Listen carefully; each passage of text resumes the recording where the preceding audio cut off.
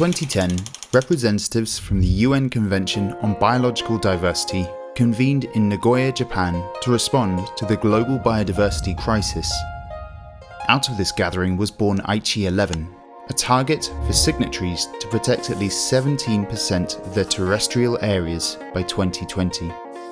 Globally, this target was mostly missed, but was especially so in Asia, where in 2020, protected area extent totaled just 13.2%. This raises the question, can it meet the new post-2020 Global Biodiversity Framework goal to protect 30% land area by 2030?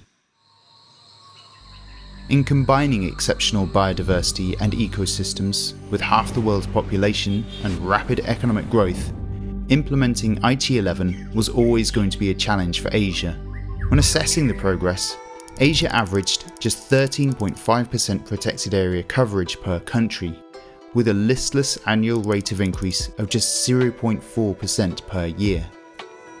Furthermore, 73% of the different types of ecoregions had less than 17% representation in protected areas, and only 7% of protected areas even had any kind of assessment for their management effectiveness.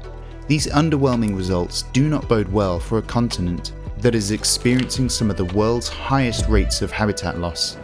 This historical performance suggests that the ambitious new target will be missed by an even greater margin. If Asia is to avoid this, then dramatic change is needed. So what can be done? Essentially, new protected area coverage will need to increase between 2.4 and 5.9 times faster than in the previous decade. 3 strategies can make this achievable.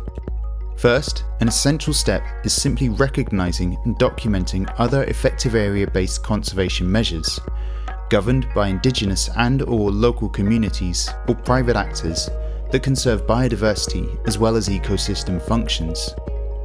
Second, restoring disturbed landscapes, for example on abandoned farmland, which occurs in 45% of Asian countries, predominantly in West and Central Asia, where performance in meeting protected area targets was the worst.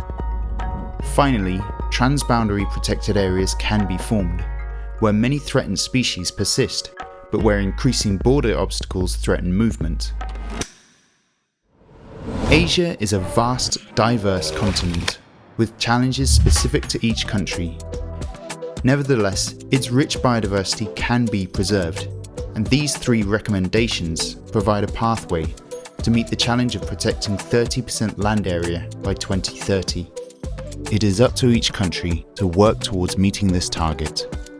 Our paper, published today, provides more detail on the challenges facing Asia and how they can be met.